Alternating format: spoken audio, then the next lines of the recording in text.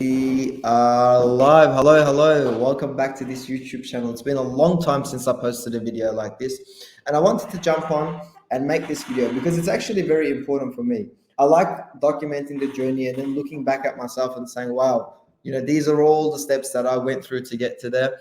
And I like just really sharing my experience in the process with the hopes that it'll be beneficial for someone else one day as well, to see someone go from nothing to building his vision and his dream that he's been aiming for, which is what I did with my suit store when I first opened it. And I was looking back at my old videos, and I posted a bunch of videos explaining the process that I went through, how much I spent on creating this business and all of these. And I look back at them right now and I'm very happy that I made these videos. And so I'm sort of going to another series now to explain a little bit more about my newest and biggest venture, the most exciting and hardest probably business I've ever done. And from everyone's feedback, it's one of those businesses that are very hard to tackle in general, in an industry that's a monopoly by one big firm in China. So it's a different industry, it's a different challenge. And what I thought would be a 3-month journey is now almost a 2-year journey. Actually exactly 2 years it's been since I started working on this project actively. And I've been thinking and visualizing about it for 4 years. So it's been quite a long time since I started thinking about this. And I genuinely believe now this is the one project that I've settled into. This is my goal. This is what I want to grow. This is what I want to focus on. And I'd be very, very happy with the success of this business, not just because it satisfies my financial objectives, not at all. It's more so because it satisfies all the other things that I believe in, all the other purposes that I believe in, which is maybe a video for another day. But I'll start off by explaining what TheKaynak is. So what is this? TheKaynak is a platform that connects Turkish manufacturers in particular with buyers all across the globe. So especially in COVID, you realize that a lot of businesses just went online to try and source products to power their business. And when they go online, there's really one big alternative. And, it's not hard to realize that this is Alibaba. Alibaba is one of those platforms where you can go on to find the exact manufacturer from China that you're looking for and really source the product. So I realized for myself really quickly that there is no option like this in Turkey. And the reason why I realized this very quickly is because I'd have people coming into my suit store and they'll start asking me, Batu, is your products from Turkey? Do you purchase, all of your jumpers or your shirts and whatnot from Turkey? And my answer to them was simply no. But then I would think to myself, why no? Why is it that I'm not able to manufacture from Turkey and bring in products, which is where I'm from originally, but it's just so much easier to deal with China? And the answer is hidden in that sentence. It's the fact that it is very, very much easier to deal with China. And the reason why it's so easy to deal with China is because you can just jump online and find exactly the product that you're after and check the pricing and make a comparison and be motivated to speak with the supplier and get in touch with them and manufacture the product.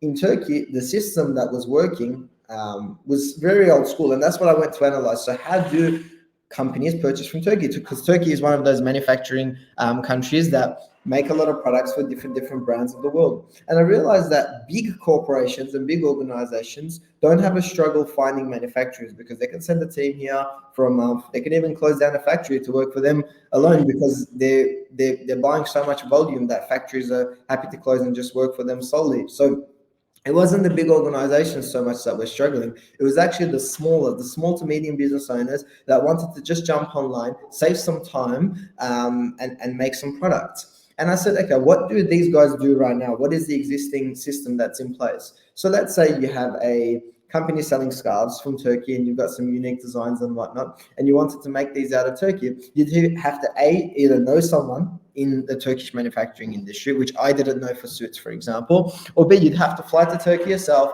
spend some time making some samples of this product, get in touch with these companies, seeing the end result of the samples, making changes, etc., which is a long and tedious process that you really don't want to go through. I'd rather, even if it's more expensive, just go to China, go on Alibaba, find something that I like, connect it to my business, and I'm ready to go. I'm ready to bounce. So that's where the business idea came through, was from a pain point that I was feeling myself. I was going through that struggle of trying to find the supply online from Turkey myself. And I decided, hey, it's only a matter of time before Turkey gets a platform like this in which buyers all across the globe find it very easy to manufacture out of Turkey for. So when I originally came up with the plan and I sat down and did a feasibility report, I realized that it's extremely expensive, and not only extremely expensive, it requires a lot of effort. It's not something that you can just start on the side and continue like that, because it requires a long development process. I'm talking about getting a team of developers to work on actually building the product, building the website. You can't make it off a template builder or anything of that sort. It requires a lot more effort. And when I tried to work out the sort of financials of building a project like this in 2020, which is when I thought about it, I said, wow, that's too expensive. It's probably something that I would never be able to tackle. It's something that I won't be able to do right now. And I put it behind the back of my head for another time.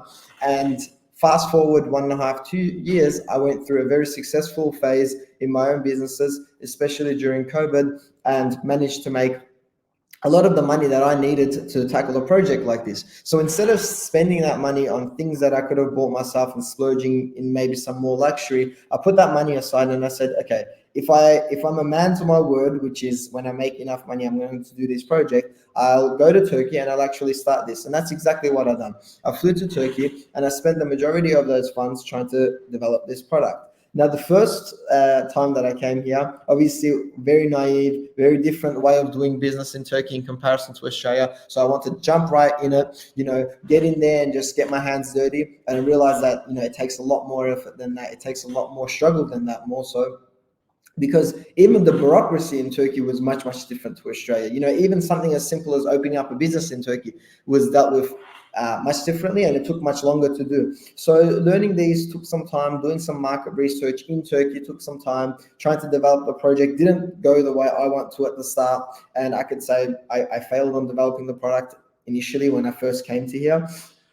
And I spent 7 to 8 months in Turkey, and it didn't go the way I planned, which I obviously wasn't happy about, but I take full responsibility of that period of my life. Flew back to Australia for a bit, took on my businesses in Australia, continued working on them as a lot of changes needed to be made, and flew back into Turkey to now, once again, tackle the TheKaynak project in a different way. What I did is I understood what my problems were the first time, and I improved myself, overcome them, and continue. And that's a consistent learning curve that I've experienced in business all the time. You always come to a bottleneck, something that you can't figure out. You can either let it go, or you can improve yourself, take on the responsibility, adapt to that environment, and try to overcome it, which is what I did. So instead of trying to get an investor on board or someone to help, a company to help me develop this project, I created my own team. And I want to share a snippet actually of the team and the work that we did. Let's pop it up over here. Where are we? So here we are, working on the project, and we had a lot of meetings like this in the meantime. We had a lot of times where we came and met with one another and really just discussed the logistics of how we would do this platform. And with these guys, we figured out the way. I got one back-end developer, I got one front-end developer, and I've got a UI UX designer. We then added a test engineer into the platform as well. And after a lengthy period of about 8 months of development, which is obviously longer than I expected, but after I'm at this period right now, I realized how necessary it was. It was practically impossible to whip it out in a shorter amount of time. We'll come to a point where the platform is exactly functioning the way I want it to, because I broke this project down into 3 phases. Phase 1 consisted of us just making the platform able to be used by both parties alike. So what do I mean by both parties? Suppliers can log into the platform. They can jump into TheKaynak, make a page, put in their products, put in their company details, put in their certificates that they might have, and then really start showcasing and digitalizing their storefront to the world.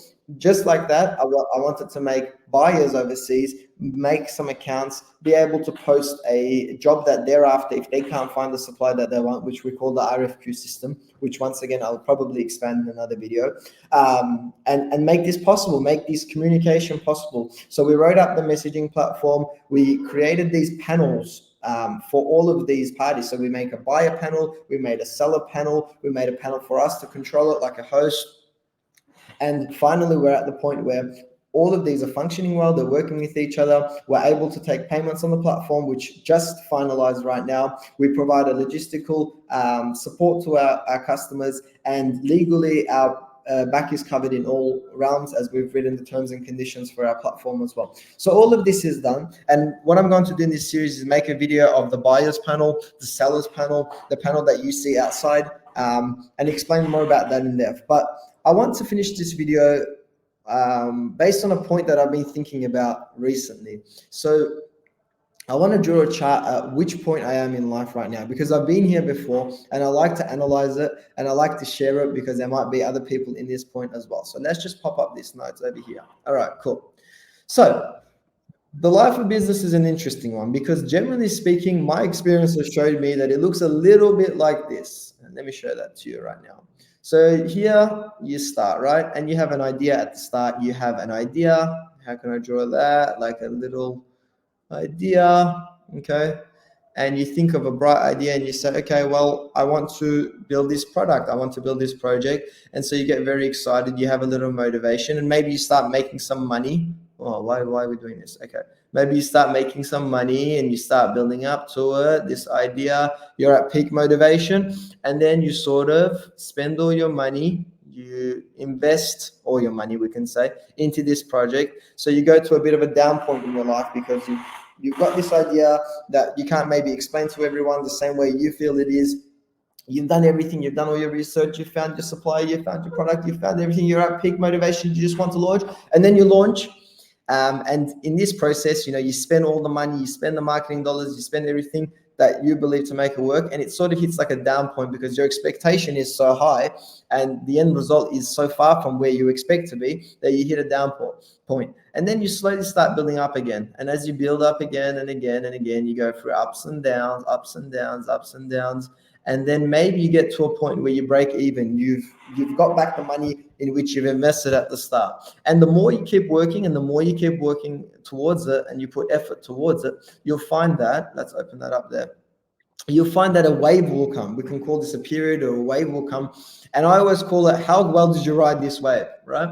So a wave will come, an influx of attention will come towards your business. It'll be your best periods of the business. And you'll start peaking like this. And you'll think, wow, this is going to go forever. Like, it feels amazing. There's a lot of interest for my business. Everyone wants to be a part of this. There's a hype around it. And you think that's going to go forever. And unless you channel that into something else, it is a 99% likely that it will never be continuing the same way that you expected to at that period. So then you need to channel your energy and make the use of this great period that you have here to sort of come back to this section over here, build up once again, and then create those new highs. Okay. So I'm going to go down a bit over here. So you got this little period of ups and downs, and then you've got your peak, and then it keeps going down, and maybe you've got another little peak, and it keeps going down. But now you're sort of come to a point where you want to really pivot, as we call this, and come to a point where you want to grow the business exponentially. Now, I'm at that point right now. I'm at that point where I've worked so hard for so long and invested so much time and money into this project, where I'm at that low point once again in life. And I've been here before. So I really, really love this stage, because it's very easy for people to make videos like this when they're at their peak period in life and everything's going well. So they become big coaches and they start giving advice on everything in the good times. But when it's at this bad time, as we call it, or this rougher time, I actually find it the most exciting, because here I am again after a period of, let's say, 2 years of investing money and time into this project. I'm at this low point right now. In which I'm going to launch this project. I have a lot of unknowns. There's not a lot of things